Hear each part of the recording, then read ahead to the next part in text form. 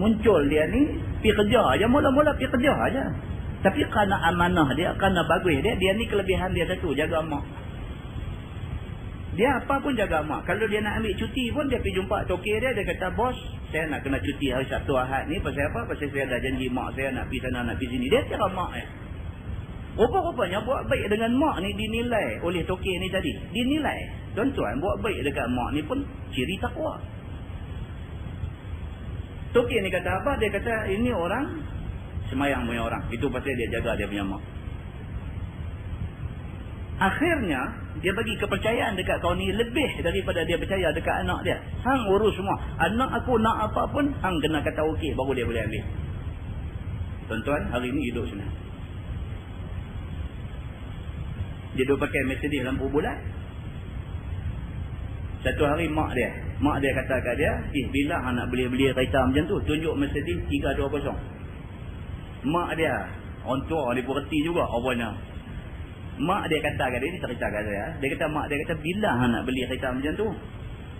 Mak kata punya pasal, dia kata esok, ustaz, dia kata saya bawa kereta saya ni pergi tukang, dia kata pergi trade in, ambil 320 buat peluang. Pasal mak saya kata, bila nak pakai kereta ni? Kalau nak pergi tukang, duit tak ada, tak boleh tukang dia tuan-tuan. Duit ada sama lah, tukang. Bila tukang, dia kata bawa balik pergi dekat tokey dia ni. Tokey kata, dia kata siapa? Dia kata kereta saya. Dia kata, apa hang pergi beli 320? Under power. Tokey kata, hang pergi tukang ambil 420 pula.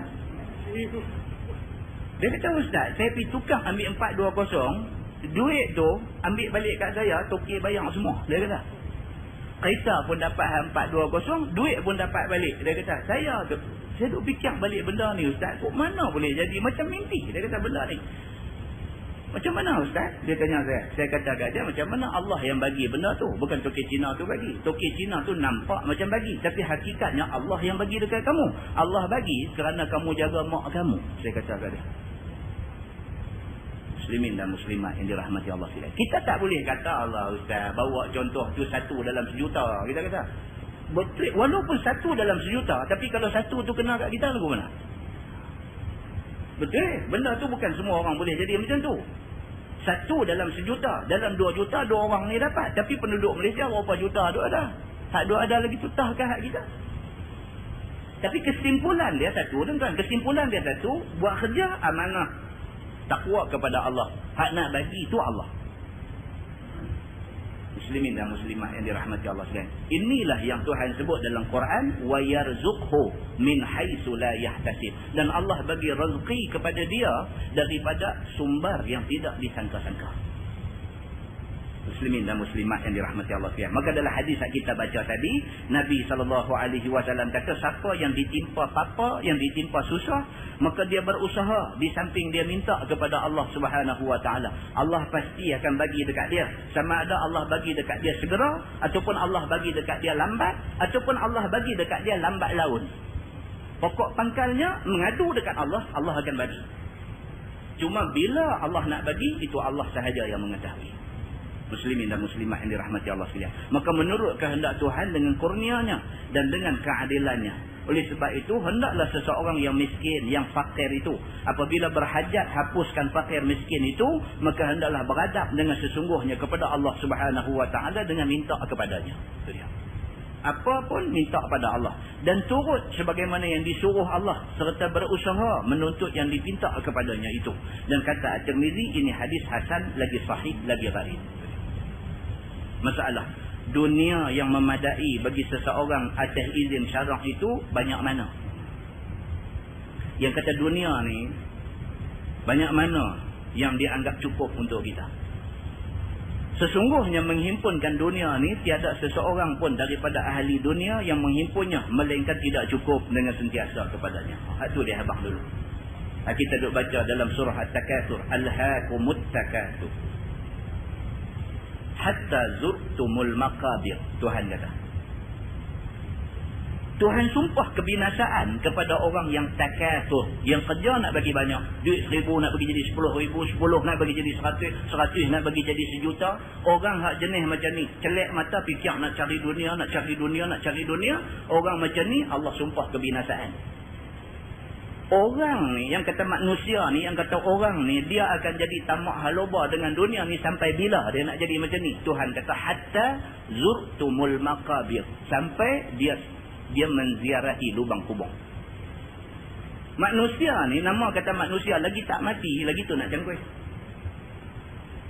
Nama kata manusia ni tak larat pun duk fikir lagi. Duk fikir ni rumah sewa orang tak duduk, duk fikir. Duk sakit pun duk fikir dunia lagi. Yang kata manusia ni.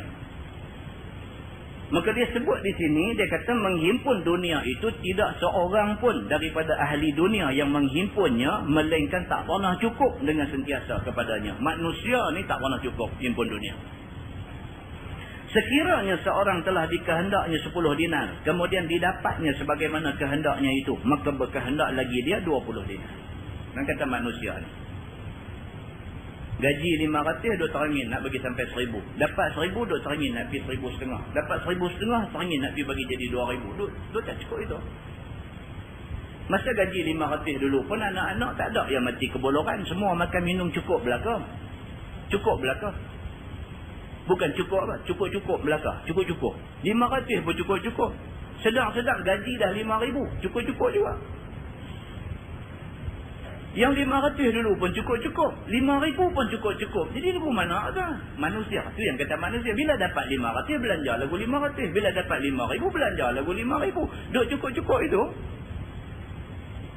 Bila dah dapat 5000 dia turun pergi bagi jadi 500 balik. Yang tu tak cukup. Ni manusia. Dan hakikat ini diakui oleh agama. Agama kata manusia kalau mau 10 dinar, ditakdirkan Allah dapat 10 dinar, dia mau 20 dinar. Demikianlah jikalau telah dapat 20 dinar, nescaya nak 30 dinar pula. Tak cukup itu. Kita sentiasa lah, nama kata manusia ni sentiasa duk nak upgrade hidup kita, nak upgrade. Daripada kerja kelang jadi operator, teringin nak jadi supervisor. Bila operator sudah jadi supervisor, teringin nak jadi senior apa, kalau ada dia punya ranking dia, lagu duduk naik. Kalau boleh nak jadi general manager. Kalau boleh. Muslimin dan muslimat yang dirahmati Allah. Sehingga tidak cukup pada nafsu nak menghimpun sampai mati. Kalau boleh sampai mati, dia nak cari duit situ lah. Maka jikalau seseorang itu nak tahukan kadar yang pada sebagaimana yang ditunjukkan oleh syarak, maka dia khabarkan di dalam hadis, iaitu apabila ada seorang khadam dan ada seekor tunggangan untuk pi perang sabilillah, maka cukuplah kira-kira menghimpun dunia. Agama kata apa? Agama kata kita kalau ada satu orang asisten yang boleh tolong kita buat kerja, dan kita ada satu kenderaan boleh guna untuk nak naik pi perang, itu sudah cukup. Itu sudah cukup untuk hidup dalam dunia. Oh, kalau kita kan tak ada apa. Takkan ada seorang kawan boleh duk tolong kita sikit sebanyak. Oh, tak boleh lagi. Oh, takkan ada kenderaan tu pula nak guna pergi turun perang. Tak boleh. Tapi syarak punya ukuran, seseorang yang hidup di atas dunia ni, kalau ada satu orang duk tolong dia buat kerja, kemudian dia ada satu kenderaan untuk nak mudahkan dia pergi perang, itu kira cukup lah. Dunia bagi dia sudah cukup.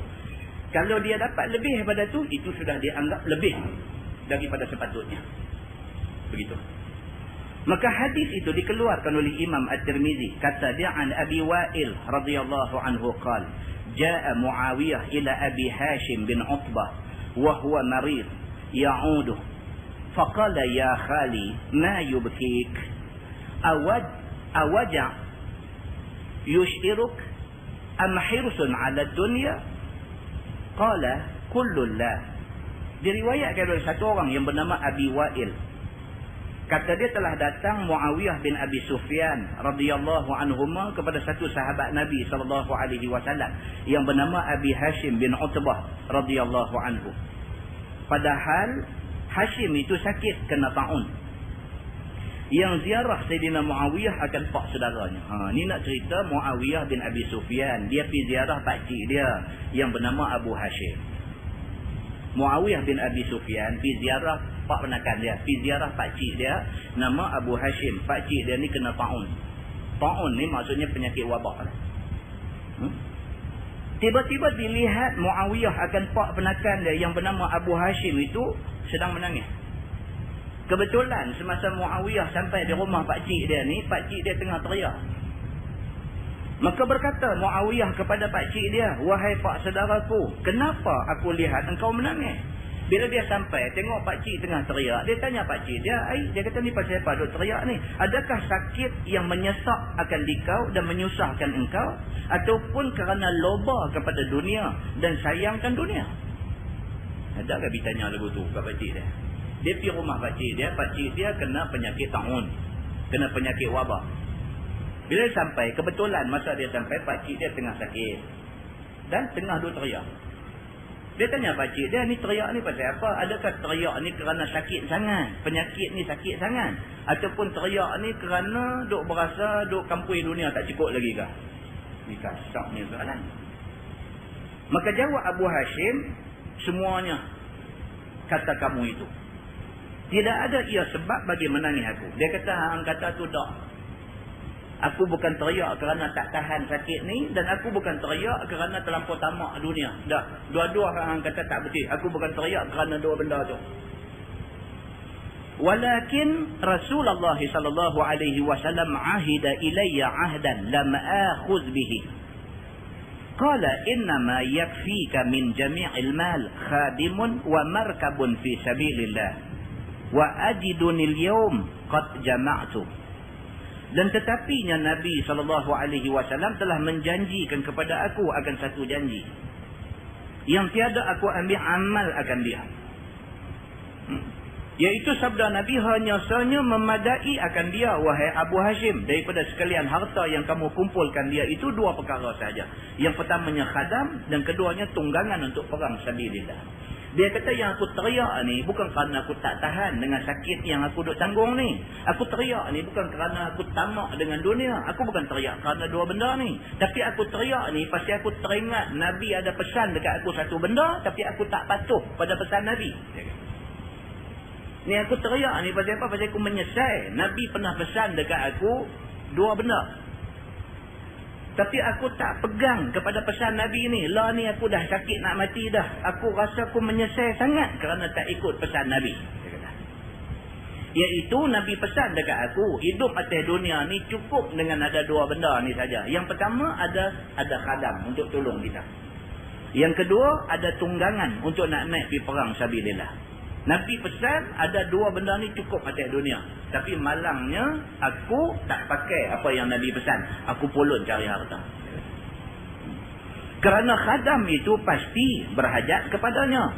Dia kata khadam ni memanglah tak dapat tidak. Kita perlu ada orang tolong kita. Tuan-tuan boleh hidup seorang dalam dunia ni. Khadam ni bukan maksud kata khadam duk tolong, duk kerja makan gaji dengan kita saja. Khadam ni maksud orang tolong kita. Kita boleh hidup ke dalam dunia seorang tanpa minta tolong orang. Boleh hidup seorang. Kita nak pakai baju selai ni pun berapa orang terlibat buat baju ni. Baju kita pakai ni berapa orang terlibat buat baju ni. Daripada orang hak kerja tanam pokok kapas no? Hak kerja tanam tu satu pasal, ada gembok tanah, ada traktor tanah satu pasal, ada main buah baja satu pasal, ada jurus pokok satu pasal. Nak boleh jadi kapas tu saja, berapa ramai orang terlibat nak dapat kapas tu. Daripada kapas tu nak kena ada lori pergi hangkut bawa pergi ke kelang nak kena pintai buat benang, daripada benang nak bawa pergi kelang nak kena jalin benang nak buat bagi jadi kain, daripada kain ela tu nak kena bawa pergi kedai tukang jahit, nak kena potong kain ela tu, nak potong buat seluar, buat baju dan sebagainya. Daripada dah jadi baju tu nak kena ada driver bawa mai ke kedai jual di supermarket, nak kena ada salesman duk jual dan sebagainya. Kita pergi beli. Berapa ramai orang terlibat selai baju kita pakai ni. Bolehkah kita hidup seorang dalam dunia ni? Kita sentiasa berhajat kepada orang tolong kita. Itu cerita dia. Kita sentiasa berhajat kepada orang tolong kita. Kita tak boleh jadi kaya kalau tak ada kuli buat kerja untuk kita. Kita tak boleh jadi kaya kalau tak ada orang yang sanggup main kerja di kelang kita. Kita tak boleh jadi kaya kalau tak ada orang main sanggup buat kerja di tempat kita. Apa hak kita dapat Allah ni atas bantuan orang. Jadi dia bagi tahu dekat kita, dia kata kerana khadam itu pasti berhajat kepadanya. Kok mana pun kita perlu ada orang tolong kita. Ataupun sebab ada barang yang tiada kuasa memperbuat seseorang diri. Dia kata dan perlu ada orang tolong kita untuk nak buat satu benda yang kita tak akan boleh buat sendiri. Kita duk makan nasi hari-hari tu. Berapa ramai orang terlibat nak boleh dapat beras, nak boleh masak di rumah kita tu. Berapa ramai orang terlibat. Hak kita tu masak makan hari-hari tuan-tuan, bukan beras daripada bendang kita, bukan daripada padi hak kita tanam. Kita pergi beli di kedai. Hak kita punya pergi mesin, kita hantar pergi jual. Kita pergi makan hak orang lain tanam punya.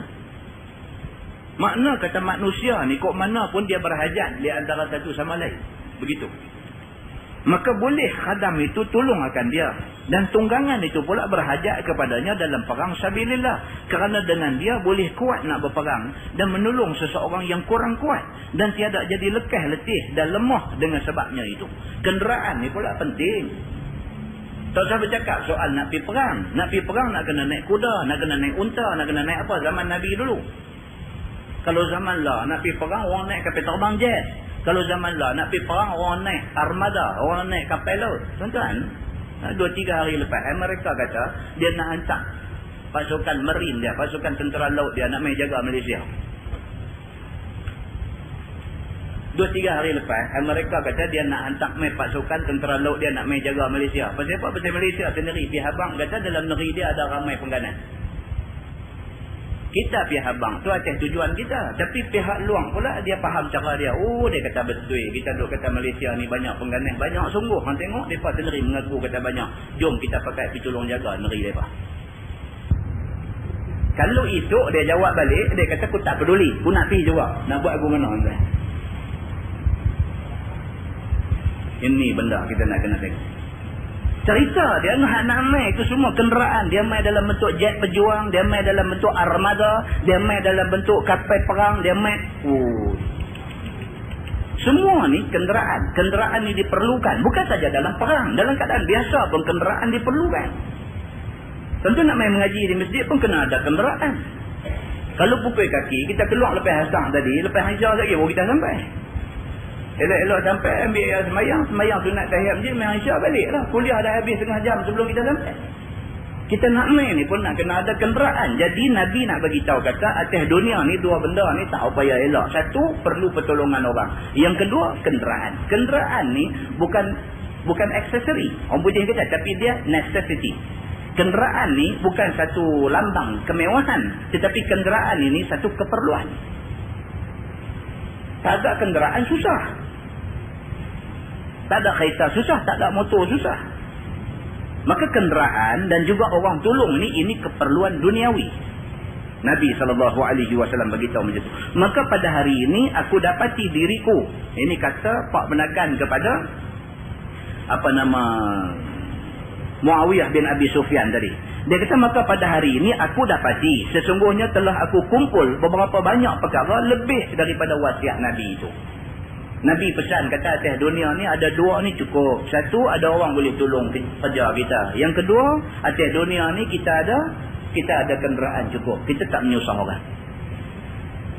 Tapi Pak menekan pada Muawiyah ni dia kata apa? Abu Hashim ni dia kata apa? Dia kata aku ni dah lebih daripada hak Nabi kata. Aku jadi satu orang yang kaya raya, aku ada kenderaan banyak dan aku ada khadam yang cukup ramai. Aku ada harta melimpah dan sebagainya. Aku dah ada lebih daripada hak Nabi kata. Aku rasa aku dah langgar pesan Nabi SAW. Pasal itu aku menangis, dia kata. Masalah mengambil tanah tempat bertanam tanaman. Sesungguhnya adalah syarak kita mengharuskan ambil tanah sebagai tempat bertanam tanaman itu. Akan jadi tempat bertanam tanaman dan berkehidupan. Dia nak bagi tahu dekat kita bahawa agama suruh kita manfaatkan tanah ada-ada. Itu sebab tuan-tuan, dalam hukum syariah Islam, tanah kalau sekiranya tidak digunakan untuk satu tempoh masa, kerajaan boleh ambil. Undang-undang syariah Islam. Dia duduk di bawah peruntukan, dia panggil Ihya'ul Mawad. Dia panggil Ihya'ul Mawad, maksudnya menghidupkan bumi yang mati. Kalau kita ada tanah sampai berekar-ekar, beratus-ratus ekar, berpuluh-puluh ekar dan kita tak buat apa, duk tanam pokok lalang penuh begitu aja, apa pun tak buat. Nampaknya tanah itu tidak dimanfaatkan dari segi ekonomi. Kerajaan yang memerintah boleh ambil tanah itu dengan tujuan untuk nak menghidupkan tanah yang mati itu. Pasal apa? Pasal semangat di dalam syariah Islam, dia suruh kita rajin menghidupkan tanah. Semangat yang ada dalam syariah Islam, dia mahu orang Islam rajin menghidupkan tanah. Tuan-tuan, kita pergi supermarket Carrefour tu. Kita tengok sebelah parking lot kafur tu, tanah Cina tu. Bukan luas mana pun. Apa dia buat dengan tanah dia? Sayang. Tuan-tuan tengok tanah orang kita ni. Apa betul? Tanah Cina sebelah kafur tu. Kawasan tu tuan-tuan. Bukan kawasan pertanian. Itu kawasan pembangunan.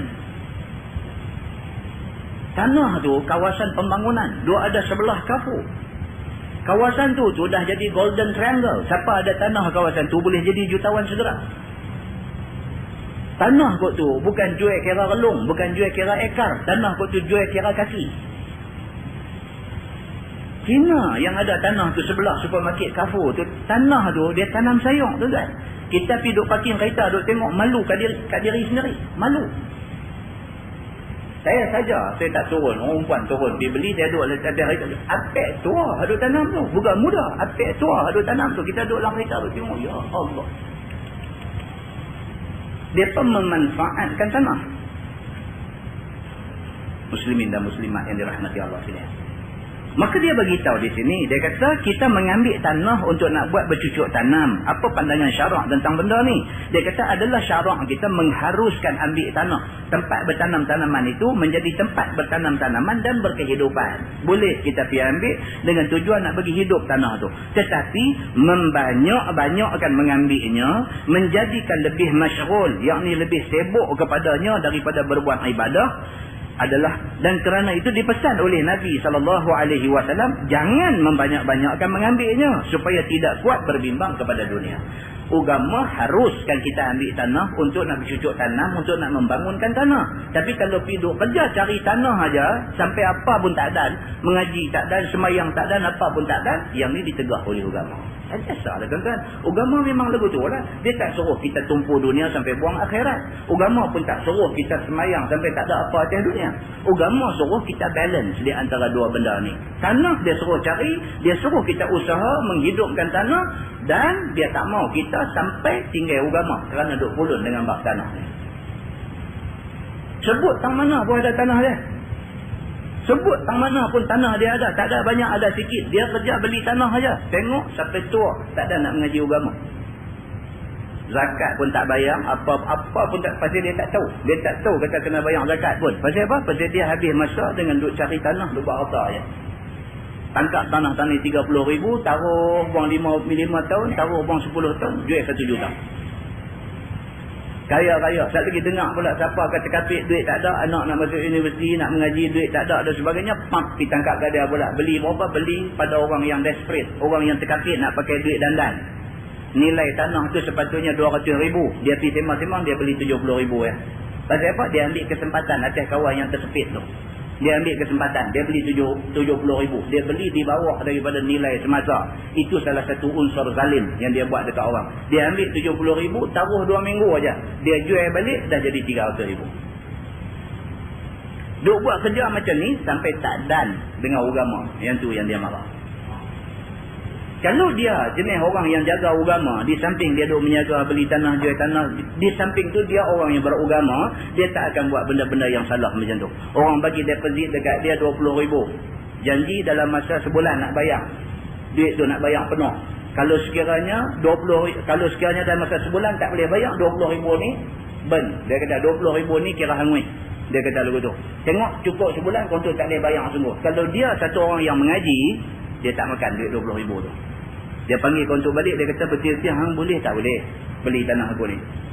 Kontuk kata tu nampak pasal aku tak boleh. Tak boleh tak apalah, nak bukan rezeki hang lah tanah ni, ambil balik duit 20,000 ni. Itu orang yang menjaga tanah tapi dia mengaji, dia beriman kepada Allah, dia lain. Dia reti hak mana haram, hak mana halal, hak mana buat zalim, hak mana buat naya, dia reti.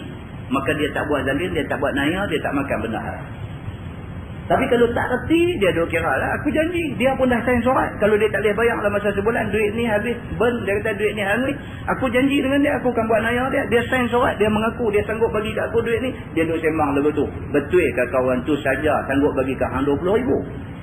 Kalau duit hang sendiri 20,000 hang sanggup ke saja nak bagi kat orang? Nampak? Orang yang beragama, orang yang beriman, orang yang mengaji, orang yang reti, dia tak akan buat benda macam ni. Dia tak lepas nak telan duit tu. Dia perasa benda tu berdosa bagi dia. Muslimin dan muslimat yang dirahmati Allah sekalian. Dia kata dengan kerana dipesan oleh Nabi, jangan banyak mengambilnya supaya tidak kuat berbimbang kepada dunia. Sebagaimana tersebut yang demikian itu di dalam hadis yang dikeluarkan oleh Imam At-Tirmizi. Kata dia an Abdullah bin Mas'ud qala Rasulullah sallallahu alaihi wasallam, la tattakhidhu ad-dai'ah fatarghabu fid dunya. Diriwayatkan daripada seorang sahabat Nabi sallallahu alaihi wasallam. Nama dia Abdullah bin Mas'ud radhiyallahu anhu. Kata dia telah bersabda Nabi sallallahu alaihi wasallam, jangan melampau-lampau kamu dalam membanyak-banyakkan mengambil tanah tempat bercucuk tanam. Supaya bertanam tanaman kamu di dalamnya dan mengambil hasil isi tanah tanam tanaman sekalian kamu itu. Maka apabila sekalian kamu buat ambil banyak akan tanah tempat bertanam itu, nescaya jadi suka sekalian kamu kepada dunia. Maka dengan sebab tanah-tanah tempat bertanam sekalian kamu itu berhajat kepada sekalian kamu ambil berat, jaga dan memeliharanya. Jika tidak, sia-sialah ia dan dapat rugi sekalian kamu pada dunia. Dan jikalau sekalian kamu ambil berat pada memeliharanya dan ambil jaga padanya, nescaya lalai sekalian kamu dengan sebabnya itu dan daripada zikrullah. Dia kata itu dia. Kalau kita terlampau banyak harta, tentu kita manusia, kita tak boleh buat semua benda. Bohong aja. Superman pun tak boleh buat. Bukan kita ni, Superman pun tak boleh buat. Semua nak buat. Semua nak buat. Nak jual kereta, nak jadi broker tanah, dalam pada tu nak jadi kontraktor buat rumah, dalam pada tu nak buka kedai makan, dalam pada nak buat semua. Tak boleh. Tak cukup tangan. Bohong kan? Tak cukup tangan. Satu benda kita tumpu buat pun dah cukup lah. Nak pergi buat semua ni tak cukup tangan. Kalau nak gagah buat juga, ada benda kita kena korbankan. Dan amat malang bagi kita kalau yang kita nak kena korbankan itu agama. Amat malang bagi kita. Tak ada. Memang tak ada. Semua nak buat. Yang ni pun nak buat, yang ni pun nak buat, yang ni pun nak buat. Masa 24 jam juga sehari. Kita nak buat 7 benda dalam masa sehari. Tak ada, tuan-tuan. Kalau gagah juga buat, ada benda yang akan dikorbankan. Dan biasanya yang terkorban itu agama. Jarang manusia sanggup korban dunia dia. Jarang. Kebanyakan manusia, agama dia sanggup korban. Ini yang diingatkan oleh agama kita. Jangan sampai jadi macam tu. Jangan sampai jadi macam tu. Kata Zubairi di dalam Ittihafus Sadah. Pendeknya, mengambil tanah tempat bertanam tanaman itu setengah daripada barang yang menghitam akan hati. Dia kata tu dia. Kata Az-Zubairi, dia kata kalau kita terlampau gelut duk fikir pasal nak tambah harta, hati kita jadi hitam. Dan melalaikan seseorang itu daripada mengadap zikrullah. Maka siapa ternasi pada dirinya yang demikian itu, harus baginya membanyak-banyakkan mengambil tanah tempat bertanam tanaman itu. Kalau siapa dia kata dia boleh, walaupun dia buat kerja banyak, tapi dia tetap boleh bahagi masa untuk agama, Masya Allah, buat. Kalau dia kata dia boleh, buat, sabar. Buat bendang pun buat bendang. Lepas tu apa dusun, pokok durian ada sikit, cepedak, nangka, apa semua ada sikit. Dia bahagi masa cukup-cukup. Cukup time. Maghrib, balik rumah, mandi, pergi semayang. Lepas tu mengaji agama. Dia boleh buat lepas tu. Habis semayang Isya sekali, balik di rumah, balik, tunggu dalam pukul 10-11. Galas senapang patah, keluar pergi nak tembak tupai apa pula. Dia boleh buat lepas tu. Tak apa, Masya Allah. Kalau boleh, pergi buat. Kalau boleh, kita sendiri tahu. Kita boleh, tak boleh. Kalau rasa boleh, tak apa. Kalau rasa tak boleh, jangan. Dia kata pasal apa? Takut tak lagi agama tergadai. Dia kata begitu. Masalah mengurus harta itu bagaimana yang dipuji oleh syarah. Kata Imam Ghazali di dalam Ihya dan syarahnya. Ketahui olehmu, memberi taufik akan dikau oleh Allah Subhanahu wa taala. Bahawasanya harta itu ialah sebagai yang telah kami khabar keterangannya dulu. Iaitu baik ia pada satu pihak dan tidak ada baik pada satu pihak. Ini tuan-tuan. Apa pun dalam dunia ni lagu ni. Manusia pun serupa. Baik satu segi, tak baik satu segi. Tak ada manusia baik A sampai Z baik semua. Melainkan Nabi SAW. Nabi lain. Nama kata manusia ni 90% baik, 10% ada aib dia. Nama kata manusia ni 70% baik, 30% ada busuk dia. Nama kata manusia macam tu. Nama kata benda yang ada atas dunia ni pun macam tu. Ada baik, ada buruk. Ada baik, ada buruk. Kita senaman ni ada kebaikan dia, tapi ada keburukan dia. Bila umur dah meningkat tinggi dan sebagainya, pergi senaman lebih daripada had dia, dia boleh kena heart attack, jatuh tengah-tengah dia main badminton, boleh jatuh. Padahal senaman main badminton tu exercise bagus, tapi bagi orang yang umur sekian-sekian tak boleh. Dia gagah juga, dia boleh kena macam lain pula. Jadi benda apa pun atas dunia ni, dia kata baik ada, tak baik pun ada. Maka harta pun macam tu lah. Harta baik dia ada. Bila kita ada harta, tuan-tuan, apa yang kita boleh buat? Banyak benda boleh buat. Bukan sahaja pergi Mekah buat haji, buat umrah kita boleh buat. Pasal ada harta. Bukan sahaja tu. Kita boleh pula guna duit yang banyak pergi melancong. Pergi melancong. Bukan melancong pergi seronok-seronok apa semua tak. Pergi melancong tengok tempat-tempat peninggalan Nabi-Nabi dulu. Kita boleh pergi ke Jordan, tengok yang kata laut mati ni macam mana. Yang kata bila orang masuk tak tenggelam, dia terapung naik apa semua. Kita boleh pergi tengok dan kita pertama yakin. Tu dia yang kata bekas Allah menterbalikkan umat Nabi Lut dulu. Ni dia yang Allah tinggal. Sungguh benda ni macam yang kita duk baca dalam buku, hari ini kita boleh tengok dengan mata. Kalau kita tak ada duit, kita tak boleh sampai sana. Bila kita sampai sana, keyakinan terhadap apa yang kita duk baca adalah hadis ni lebih lagi. Bila ada duit, macam-macam boleh buat. Derma boleh buat sana sini, tolong orang boleh, dan banyak benda boleh buat. Itu kebaikan harta. Tapi keburukan dia pun bukan sikit. Keburukan harta ni pun bukan sikit. Kadang-kadang dia boleh menyebabkan kita lupa terus kepada agama. Pasal apa? Pasal tenggelam dalam seronok ada harta. Dia kata misalnya, semisal ulang yang dipegang oleh mentera ulang. Dia kata kalau nak buat contoh, contoh bomo ulang, pegang ulang. Dia kata. Lalu dikeluarkannya geliganya dan mastikanya. Apakala dilihat oleh orang bodoh akan bomo itu boleh pegang ulang dan boleh bawa pulang geliganya, maka dia pun ikut nak buat. Maka ulang itu pun membunuhkan dia. Dia kata contoh lagu tu. Bomo ulang. Dia boleh panggil ulang tu main. Entah pernah tengok di Tanjung dulu ada. Saya biasa tengok 2-3 kali. Dia orang jelutong Tanjung. Di rumah dia penuh ulang. Ulang Tanjung. Di rumah dia ni lagi banyak ulang. Ulang besar ni. Bawah katil dia, ulang sawah ada, ulang senduk ada, ulang apa. Macam-macam pelik-pelik punya ulang tu ada dalam rumah dia. Dan dia pun buat pertunjukan. Dulu dia buat pertunjukan tepi jalan. Saya tengok kali pertama di Pekanahan, Padang Serai. Kali pertama saya tengok. Kali kedua saya tengok kat Penang Road. Dia ni. Lah ni tak pernah tengok lama. Baru sembang dengan kawan. Dia berkata, Ustaz, lah dia dah standard sikit lah. Lah ni dia pergi buat show di hotel 5 star. Dia buat show. Ada tiket masuk dan sebagainya. Tuan-tuan, bukan ulang hadiah tu belah hak jinak ni. Kita pergi tangkap mana dalam rimba mana ke satu ulang bisa pergi lempang depan dia. Dan dia boleh pegang ulang tu dengar cakap dia. Ilmu ulang apa tu ada kat dia, Allah yang mengetahui. Ini yang kata mentera ulang. Dia kata bomo ulang. Kan dia dulu dia jual tangkai apa kan, dia puja-puja apa, kontor rebah darah keluar ke hidung, ke telinga apa semua, tutup dengan kain. Lepas tu dia mai kat kita, hadu tengok ni, dia pegang kita, dia tanya kawan hadu tidung tu tutup dengan kain tu. Ni orang aku pegang ni dia pakai jam tangan kiri ke tangan kanan, dia kata. Kawan hadu tidung tu. Mata keluar darah, hidung keluar darah, telinga keluar darah. Boleh doa abang, dia pakai jam tangan kanan, dia kata. Betul. Baik abang hak saya pegang ni dalam poket kanan dia ada apa, dia kata. Dia duduk tidur, dia boleh abang. Dalam poket kanan dia ada sikat. Dia kata curang seluruh keluar sikat tengok. Kita kata ni main kasang. Dia kata abang ni pakai jam jenis apa? Dia kata jam jenis rado. Dia ambil jam, kita tengok rado semua. Alah sudah kata. Kawan tu duduk tidur, duduk tutup muka. Habis semua, dia kata, tuan-tuan, dia kata, saya jual tangkai. Pasal apa dia boleh tahu semua? Dia boleh tahu dia ni pakai jam apa, dia ni apa semua. Pasal apa dia boleh tahu? Pasal dia ada tangkai. Dia kata, hari ni tuan-tuan, saya bawa tak banyak. Dia kata, saya bawa sikit saja. Satu tangkai RM10 saja. Dia pakai beli, la ilaha illallah. Dia pakai beli. Tunai ni, abang ni. Tunggu lagi, dia kata. Beli balik, tak ada apa-apa. Itu dia, tuan-tuan. Nampak? Ulang tu ada. Duduk dalam sangkang tu apa tu. Dia buat show. Mentera ulang ataupun bomo ulang ni tentu dah cakap lah kat dia.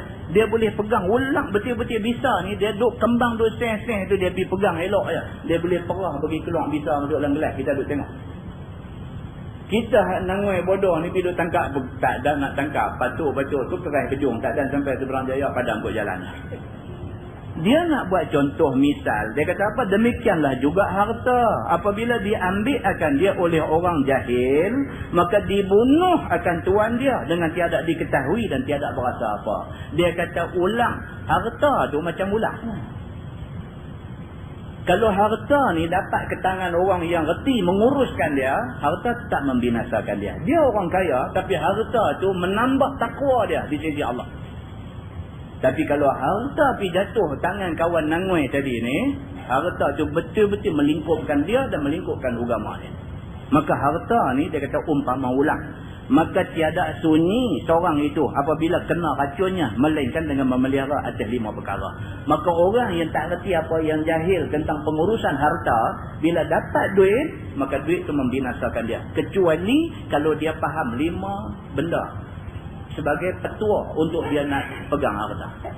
Yang pertama, dia kata petua yang pertama, diketahui akan maksud harta tu. Kita kena faham apa tujuan harta ni. Dan diketahui kerana apa dijadikan harta ni. Apakah hikmah di sebalik harta ni.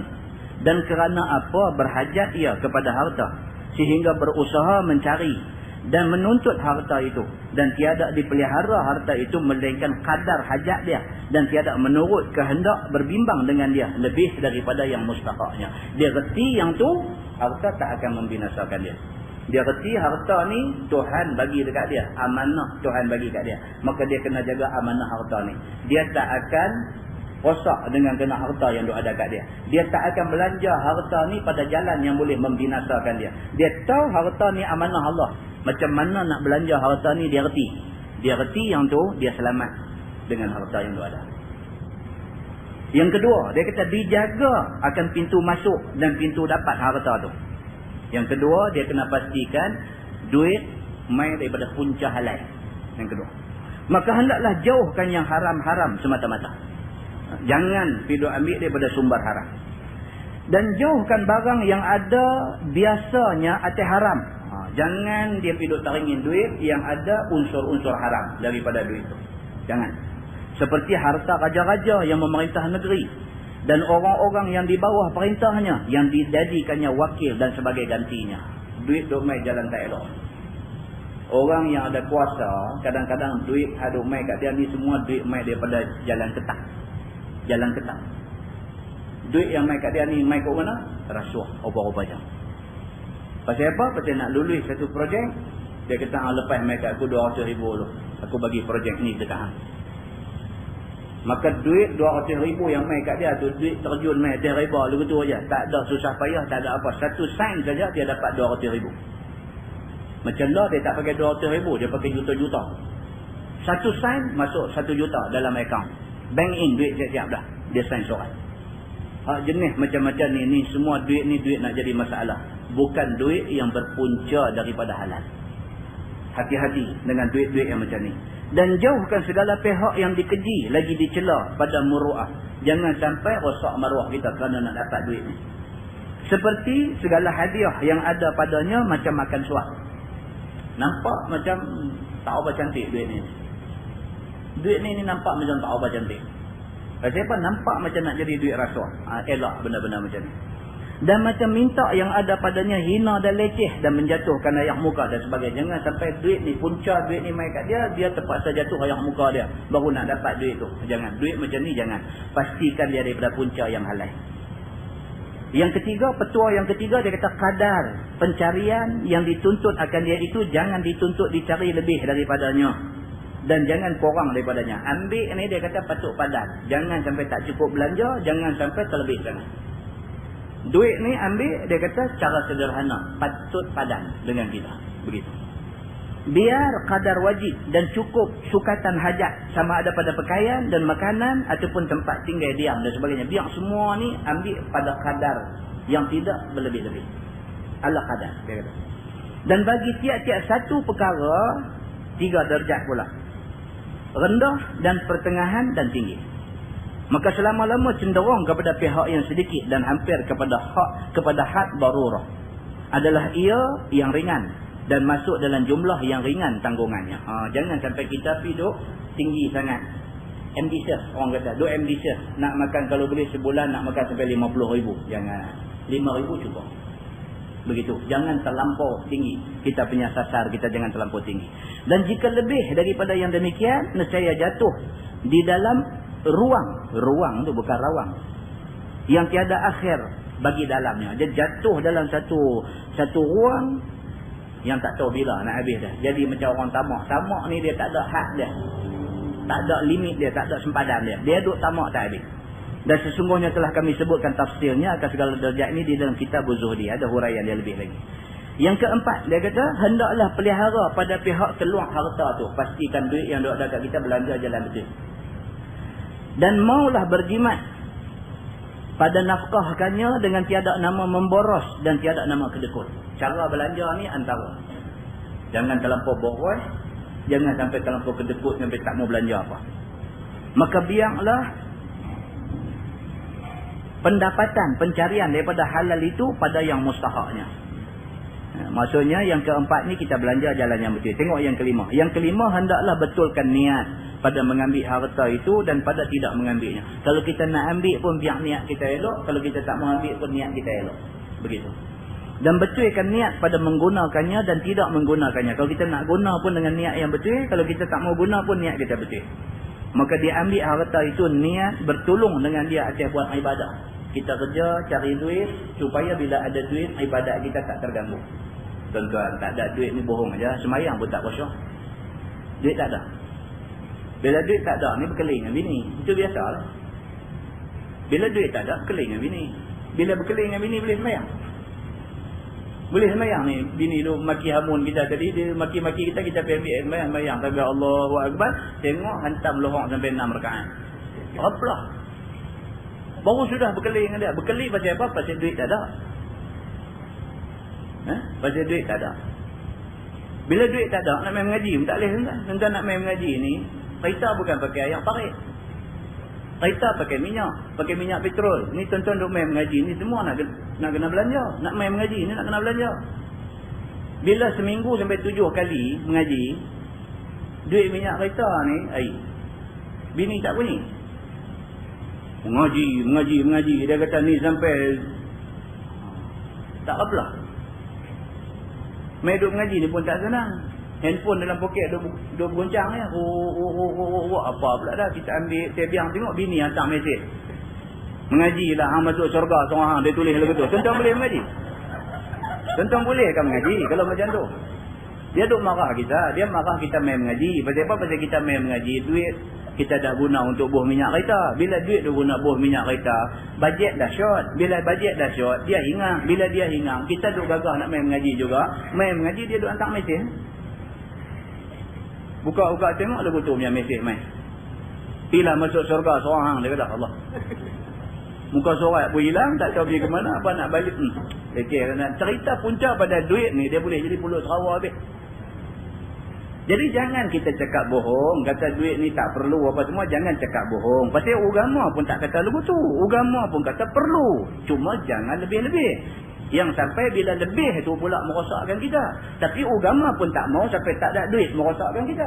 Benda ni nak kena balance. Dia beritahu di sini. Jadi dia kata kita kena ingat kita cari harta ni niat apa nak bertolong untuk kita buat ibadah. Kita rasa okey. Bini kita pun tak marah kita tuan-tuan. Tak bagi kat dia cukup-cukup abang belanja di rumah apa semua kita habaq dekat dia habuan ni cukup dah untuk belanja dapur yang ni habuan hang. Anak belanja apa beli lebih kurang bagi, okey, yang ni peruntukkan RM500 sebulan untuk aku pergi mengaji. Yang ni jangan kacau. Dia nak kacau kita. Dia tengok habuan dia pun 3,000 senyum meleleh. Dia dah pergilah mengaji yang tidur masjid pun tak apa. Saya kata, senyum aja. Nak tidur masjid pun tak apa. Saya kata, saya tak mau, saya reda abang happy ya. Pasal apa? Bagi cukup. Aduh jadi celaru ni pasal tak cukup. Begitu. Dan niatkan waktu tidak mengambil, tidak berkehendak dunia dan i'tiqadkan hinanya. Ada masa kita tak ambil. Pasal apa kita tak ambil? Pasal kita ingat kata kalau aku ambil ni dah jadi lebih sangat. Bila lebih sangat ni saya pergi jadi merapuk. Tak mau ambil bahagian ni. Cukuplah ada ni hak halal dah cukuplah. Alhamdulillah. Niat macam tu cantik kita. Begitu. Maka apabila diperbuat seperti segala pesan itu, nescaya tiada memberi mudarat akan dia oleh ada harta itu. Bila kita jaga lagu tu, harta tak akan memudaratkan kita. Kita ulang lagi sekali, dia ada 5 benda. Dia kata, kita nak cari duit tak salah. Nak cari banyak mana pun tak salah. Dengan syarat yang pertama, kita faham tujuan duit tu. Kita faham duit ni amanah Allah bagi kat kita. Kita diamanahkan untuk mengurus duit ni. Yang kedua, kita pastikan masuk daripada punca halal. Yang ketiga, kita pastikan kita sederhana. Jangan tamak dengan duit yang kita dapat.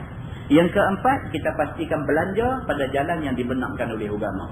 Dan yang kelima, dia kata niat kita biar betul. Kalau kita nak cari pun dengan niat yang baik. Kalau kita tak mau pun dengan niat yang baik. Kita boleh kontrol, jaga 5 benda ni. Harta tidak akan membinasakan kita. Ketika itu, harta sudah jadi macam ular dengan bomo ular.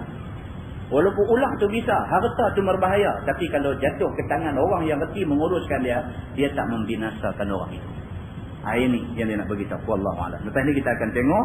Maka kerana itulah berkata baginda Ali bin Abi Talib karamallahu wajhah, jikalau seorang laki-laki itu ambil sekalian barang yang di atas muka bumi itu serta niat kerana keredaan Allah, maka dia orang yang zahid namanya. Tengok Sayyidina Ali kata apa.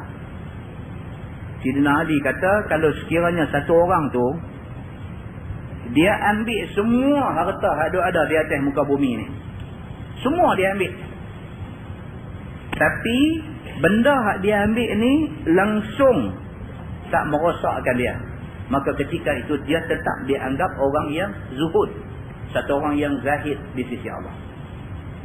Kaya macam mana pun, harta tu tak jejak dia. Tuan-tuan pernah dengar cerita imam-imam kaya? Imam Malik misalnya orang kaya. Imam Ahmad bin Hanbal, Imam Mazhab Hanbali orang kaya. Cukup kaya. Imam Malik ni kaya pasti orang duk bagi kat dia. Orang tengok muka dia, orang tengok ayak muka dia, orang tengok tingkah laku dia, orang tengok ikhlas dia, orang tak sayang benda nak bagi ke dia. Dia kaya ni dengan pemberian orang kat dia. Mai satu orang nak bagi tanah lagu Tok Guru dulu lah. Tok Guru dulu, oi kaya. Tok Guru dulu kaya, tanah merata tempat ada, bukan dia pergi beli. Anak murid hak duk di mana no mai ni bagi geran tanah dia ni. Tok Guru saya memang niat nak hadiah kat Tok Guru. Tok Guru dulu kaya macam tu. Kaya-kaya. Imam Malik ni macam tu. Mai satu orang bagi yang tu, mai satu orang bagi yang ni, kira kenderaan ni tak tahu berapa punya banyak, dia tak mahu naik. Punya banyak orang mai bagi, siapa mai tegur minta dia bagi ke kontor pula. Dia macam tu, kaya. Dia faham tujuan kekayaan tu, dia tak bolot dekat dia. Dia kongsi dengan orang lain juga. Imam Ahmad bin Hanbal orang menjaga. Imam Mazhab Hanbali, imam bagi penduduk Mekah dan Madinah.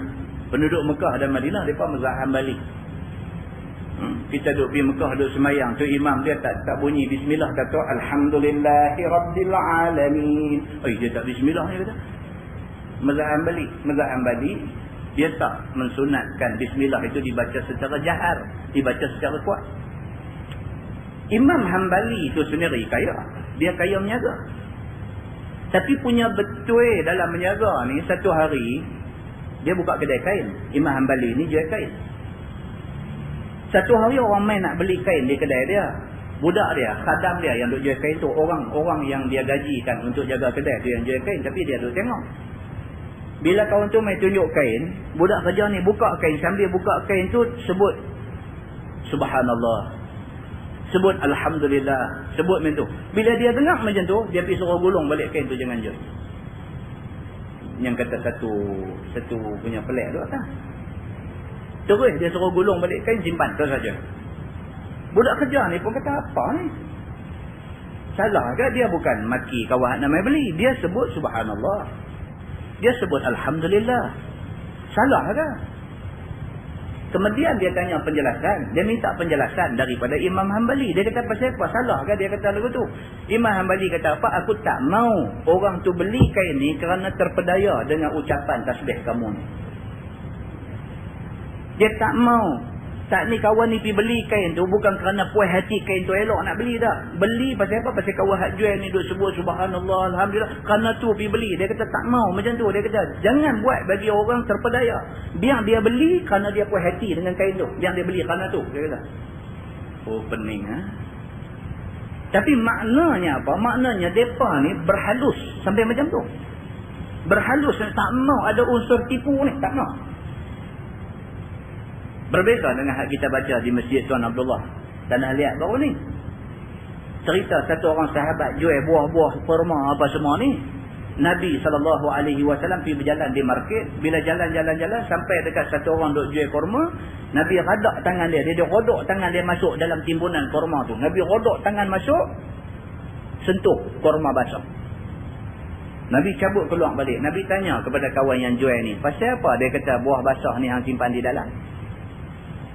Ni pasal apa? Mula dia tanya pasal apa buah ni basah? Pasal apa?